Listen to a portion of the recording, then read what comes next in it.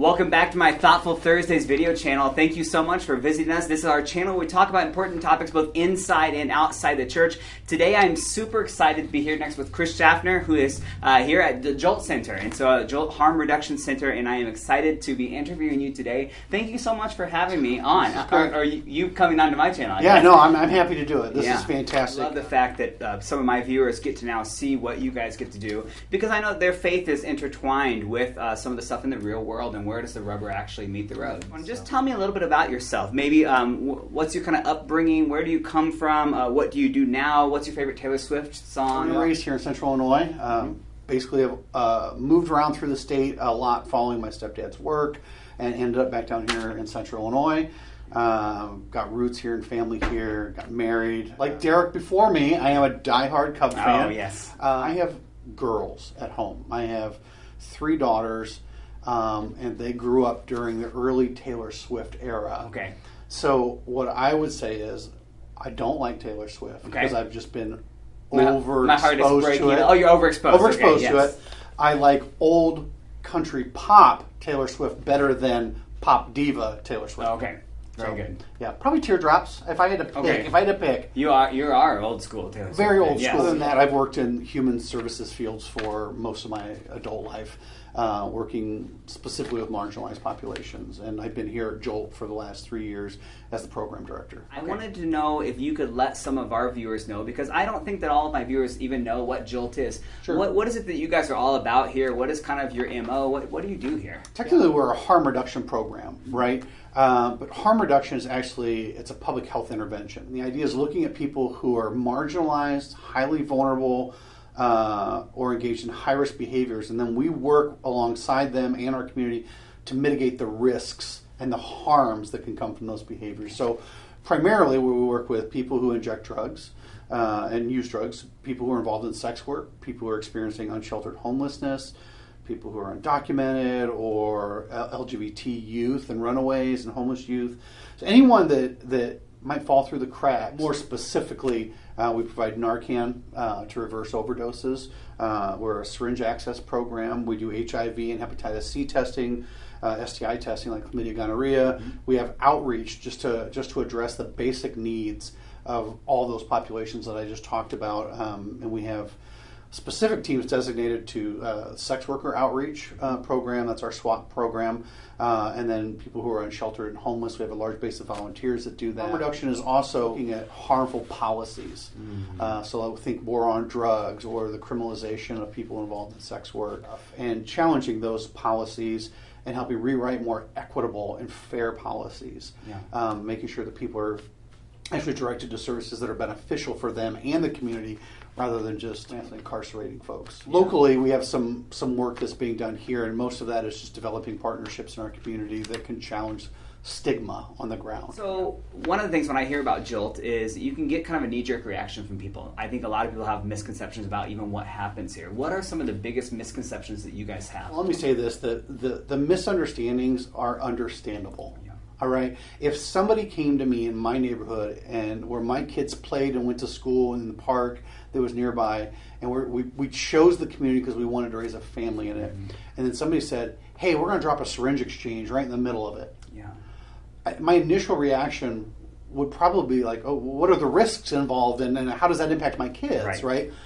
So the fears are understandable and they're valid. They're unfounded, though. So, for example, some of the biggest pushback we get is, well, if you have a syringe exchange program here, we're going to see an increase in needle litter around the community. And not only has that not been true here, it's not true anywhere else where there's harm reduction programs. In the first 6 months we offered that service, and we continue to offer that, we collected over 250,000 syringes. What that tells me is that people were keeping them in bottles, in boxes, in containers, in their closet, in their basement, in their cabinets, because they didn't want to improperly dispose of them, but they didn't have any other options. What we've also seen is less needle litter in our community, particularly the North Valley here. The neighborhood association around here tells us on a regular basis we were used to seeing and picking up syringes all the time when we do our neighborhood activities, and we hardly ever see that now. Another misconception or another concern was that it was going to attract more crime and drug use to the area, right? And actually the opposite is true. People come here, there's already drug use here, but nobody's hanging out and shooting up in the alleys, right? They're going back to their places. We actually prefer that because they're probably safer places, right, than shooting up in an abandoned house or a back alley. And when they're safer, there's less overdose risk or other associated health risks. And we can help encourage, move them towards healthier options. And almost across the board, people do move towards healthier options. There's completely safe and completely unsafe behaviors, right? And we like to think that everybody's going to move towards just completely safe behaviors, which in a case like drugs means something like abstinence. But there's also a whole spectrum of safer behaviors that reduce the negative impact on the individual and its community. We've spent a lot of time talking about, like, hey, stop using drugs. And that's our typical DARE message. And then, or we've just succumbed and said any drug use is horrible and bad. Overwhelming number of people who use drugs, like 85% of them who use drugs, do so without any problems. Right? And so, but we focus so much of our time and energy on that 15%, and then we generalize that to all drug use. So it sounds like it's kind of like a spectrum. Like, and you've got this one side and one side, but really what you're trying to do is help people move along the spectrum towards healthier. But it doesn't mean that in an instant you're all of a sudden over to abstinence. No. How many of us change that rapidly? Not me. I mean, I've had diabetes type 2 for years now, and I'm slowly working at it. But I'm not there. What's really fascinating about that is that movement is driven intrinsically. Okay, it's not forced or coerced from the outside, which is an overwhelming majority of treatment for folks. It's criminal justice intervention, and then they force you to go to treatment. So now we have, criminal justice people who are not experts, who are not clinical experts, making clinical decisions about the treatment that someone needs, taking it out of the hands of the professionals and the individuals themselves. Or it's coerced by family members, which I understand, because substance use can have a really negative impact on a family and the relationships. But then often somebody succumbs to that pressure and they go, but they're not necessarily intrinsically motivated. When we can convince them to take one small step towards a safer behavior, what that does is it creates dissonance inside of individuals. I'm starting to value something about my health and wellness. Still got all these behaviors that conflict with that. And the way dissonance works is you've got to get rid of one or the other. Right? And as long as we keep people engaged, they keep making incremental changes towards health and wellness. And so our definition of success is any positive change. So another misconception that I've seen a lot that can happen is this this idea that Narcan can come in and can help a community. And I know that you guys will give out Narcan, but as a misconception, there's some things that people believe about it versus the actual truths about it. And I wondered if you could help set us straight on some of that. There's a lot of misunderstanding around Narcan. Narcan is an antagonist medication, meaning it's going to work against the effects of another medication. It only antagonizes opioids. So it's prescription narcotics like codeine or morphine or heroin, or even the synthetics like fentanyl, right? When you take enough of those opioids, they sit in the receptors in your brain and they stop your breathing, and that's what an overdose is. When you get Narcan into their body, it has a higher binding capacity to those receptors, so it kicks those opiates out, and it can restart the breathing. The whole idea behind Narcan is we have the ability to save a life. We have a duty to save a life. If we can, we should. And dead people can't get treatment.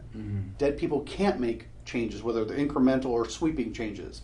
They can't do that. You know that in Peoria, looking back to 2017, we saw, because of the saturation of Narcan in our community through our program and at the time the Human Service Center, we saw a 20% decrease in fatal overdoses in 2017.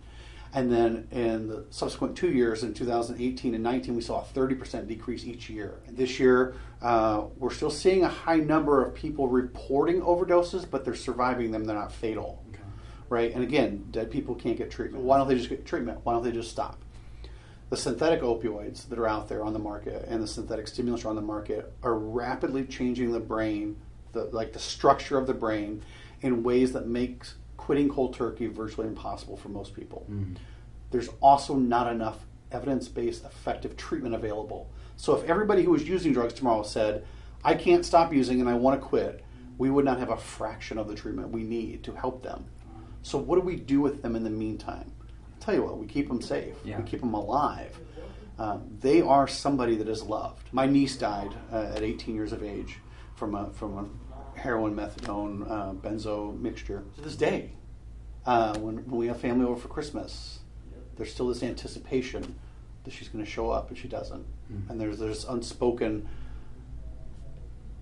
solemnness about the empty seat at the table. And this exists in every pocket of humanity where there's been this death of despair from opioids. Yeah. One of the things with my channel is we talk about faith a lot, and it's interesting to hear you talk because the stuff that you say sounds a lot like the Jesus that I know. Mm-hmm. I have to imagine that within the church setting, within the faith setting, specifically I'm thinking more Christianity, but potentially others, that you receive an amount of pushback against some of this. Is there something that you would want to say to people of faith about what we're doing here, about Jesus, about the Jesus maybe that you know, sure. That you would want to share with us? Sure. I have a background in ministry. Mm-hmm. Okay. So when I look at the work we're doing at Jolt today, I can tell you without a doubt it is the most Jesus-like work. When I think of incarnation of Jesus actually being in the dirt and the mud and the gunk with people, when he would go outside the city walls into the shit heaps where people were cast to because they were deemed unclean, and he would wade into those shit heaps to be with those people. I see you, I'm going to touch you, you don't scare me, right? And I'm in this space with you. In my own personal faith, what we do here feels an awful lot like that. I would say to your audience, to folks who maybe have some misgivings about this, is that what we would have considered sinful behavior, I think we need to rethink what that means. That we like to preach through a lens of morality. This is right or it's wrong, without understanding the functionality of those behaviors. And all of those behaviors in a world devoid of God are an attempt to satisfy these deep intrinsic longings that we all have. So if the church would get off its ass and be that, it would transform the world. Church doesn't happen inside the four walls. That's just a thing that we do. There's a hurt world out there waiting for hope, and for faith communities that claim they have hope. We do a poor job of sharing that. Jesus saved some of his most harsh words for those religious folks. I don't want to ruin your viewership either. You won't. But, okay, so I've already done that. All right, good. So this Americanized nationalistic religion that we have in America right now is killing people. It's increased violence against people of color. The toxic masculinity that is poured out on women and other genders and other minority groups is atrocious, and it's done in the name of God. And if that is the God of the Bible, I want nothing to do with it. I want absolutely nothing to do with it. But if it looks like Keishi, my outreach worker, who is sitting probably in a trap house right now with somebody watching them to make sure that they don't die from an overdose, and feeding them, reminding them of their intrinsic worth and their value, that's a God I can get behind. And so, I didn't expect that to happen. No, so, it's powerful work. It's transformative work. And we're fortunate we get to see that up close. So much of what makes me want to pull my hair out, though, are the systems and structures that create these situations. There should not be poverty. Overwhelming majority of our wealth is concentrated with just a couple of individuals. But I'll tell you what, our supporters of Jolt, every time we have reached out and said, we have a need, literally I hit send on one of our social media accounts, and within minutes that need is already met and then some. That is awesome. So I know it's in us to do, and I see that every day, and that blows me away too. And many of these people won't identify as a person of faith, yet they act like what I hope God would want from his people, her people, or their people, right? So it's a really humbling position to be doing this work. Two questions kind of to end. One is kind of like a fun, like, tell me something random and unexpected about you. Okay. Besides Cubs. Yeah. That's not random or unexpected, right? Here's one. This will be a fun one. And I'm not going to explain it to the viewers. I'm just going to drop it. Okay, here we go. I accidentally removed a human foot one time. How accidentally? That's Okay, you beat everyone else, I think. Yeah, you win. You mentioned that you have people that help support Jolt, and I want to know, like, what is something that my viewers can actually do to help support you? Sure. Well, obviously, we're a small nonprofit, right? And so the lowest hanging fruit that you can do is financial gifts, right? You can donate at joltfoundation.org/donate. Mm-hmm. You can go to our Facebook page, Jolt Harm Reduction, and there's lots of ways you can donate as well. We're looking for recurrent monthly donors, right? So whether it's $5, $10, $20, $100, I don't care what it is, or people who are matching with their employers has been a tremendous blessing to us as well. We have a partner organization called Lula Peoria, and they manage a lot of our in-kind donations. So a lot of our bottled water and our clothing drives and food distribution, stuff like that. That was just way more than we had capacity to deal with. And so Jessica and Kay, she started this nonprofit called Lula. So reaching out to them and seeing what needs we still have and donating directly to them. Okay. They always need help packaging meals and pantry bags.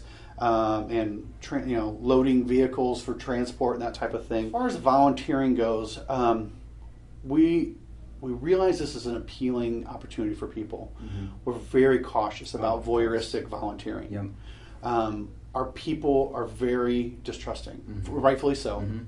So we don't want people who are coming just because they're curious about drug users and sex workers. Yeah. I get it. It's novel. I get it for a lot of us. What we're looking for are people who are willing to make a commitment of at least one day a week for a year. Okay. Because relationships are the foundation of everything we do. And if you're just coming in with a drive-by kind of like, I just want to go and pass out food one day and then go home and feel better about myself, I get that. That's not inherently bad. You're still doing a good thing. Sure. But that doesn't further our mission, which is empowering the community. And we do that by building relationships with them. Right. What we really need are boots on the ground that are willing to get their hands messy. They're willing to wander out into the shit heaps of Central Illinois and sit in those places with those folks.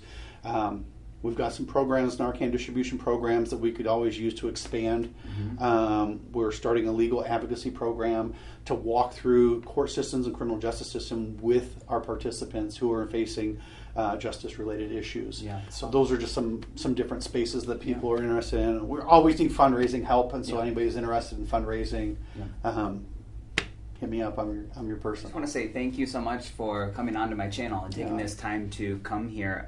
Next week, I'm excited that we are going to be starting a new series where we are going to be taking a look at the open and affirming churches right here in Peoria area, because I don't want it to always be like I'm railing against this American Christianity we're talking about, because I love faith. I'm a big fan of Jesus. I'm a big fan of the church, just not a fan of some of the aspects of the church. And I want to show you guys and let you meet some of the pastors, priests, deacons, rectors of the churches that are affirming and are more open to that style, if that is something that is your flavor. So I welcome you back next week, same time, same place, and we'll see you here. Thank you again for watching. Take care.